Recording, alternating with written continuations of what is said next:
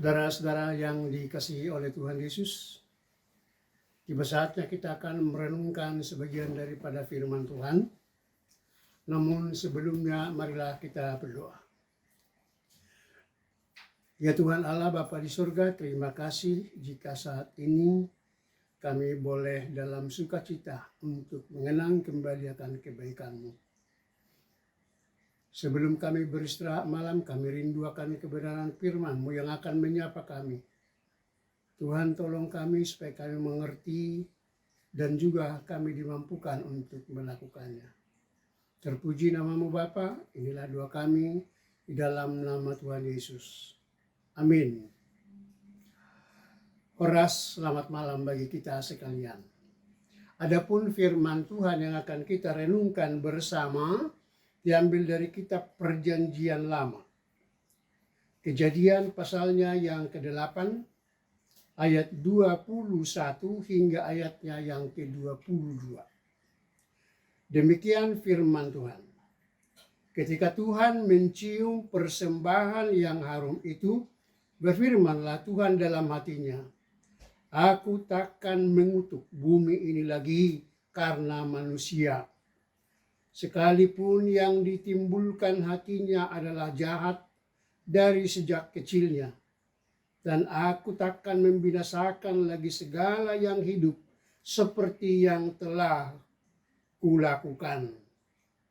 Selama bumi masih ada, takkan berhenti-henti musim menabur dan menuai, dingin dan panas, kemarau dan hujan, siang dan malam." Sampai demikian pembacaan firman Tuhan. Adapun tema untuk kita malam hari ini adalah menjadi pelaku-pelaku firman Tuhan. Tentunya kita tidak akan lupa tentang apa yang dikatakan dalam Keluaran pasal 20 ayat 5 yang mengatakan bahwa Allah kita di satu pihak adalah yang cemburu, yang membalaskan kesalahan bapa kepada anak-anaknya. Tetapi di pihak lain, Dia adalah Allah yang penuh kasih setia, yakni kepada mereka yang berpegang dan melakukan perintah-perintahnya. Seiring dengan semakin banyaknya manusia di bumi, maka kejahatan pun mulai merajalela.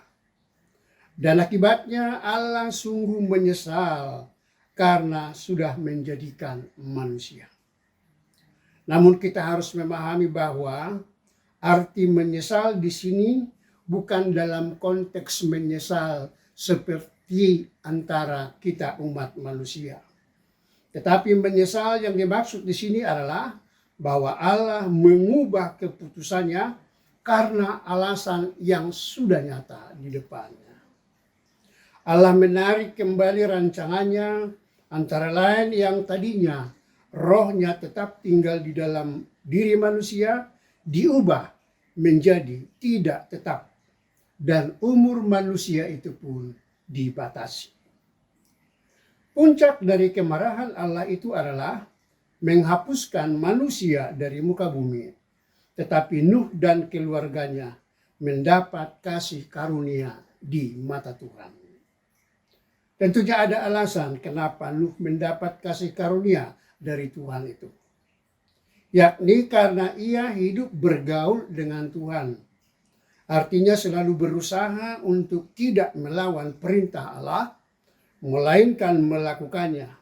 Bahkan selalu dia menunjukkan kesetiaannya kepada Allah yang diakuinya sebagai yang maha kuasa, adil, dan maha murah. Konteks bergaul dengan Allah tidak seluruhnya sama seperti pemahaman kita dengan sesama.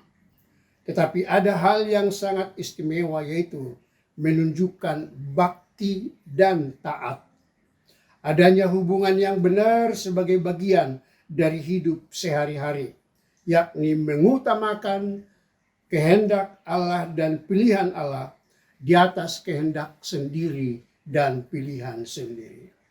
Saudara-saudara yang dikasihi oleh Tuhan kita Yesus Kristus, Setelah Allah menghukum semua yang hidup, kecuali keluarga Nuh dan yang ada dalam bahtera itu, dan ketika mereka keluar, Nuh melakukan tanda syukurnya kepada Tuhan, yakni dengan mempersembahkan kurban bakaran.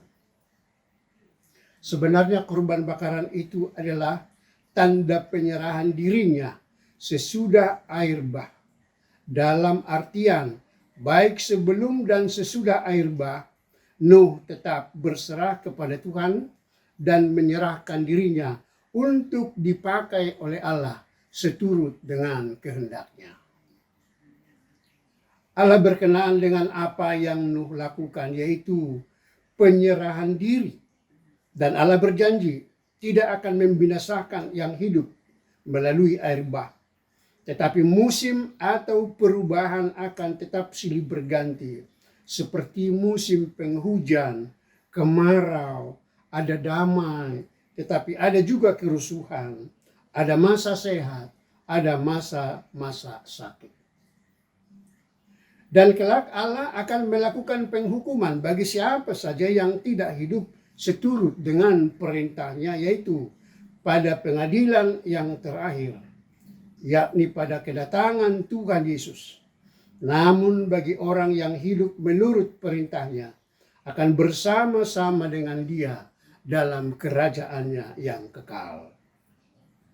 Tentulah kita semua ingin seperti Nuh, beroleh kasih karunia atau mendapatkan kesempatan terbebas dari hukuman Allah. Tetapi ada syaratnya. Hiduplah dalam Tuhan dan dalam kebenarannya.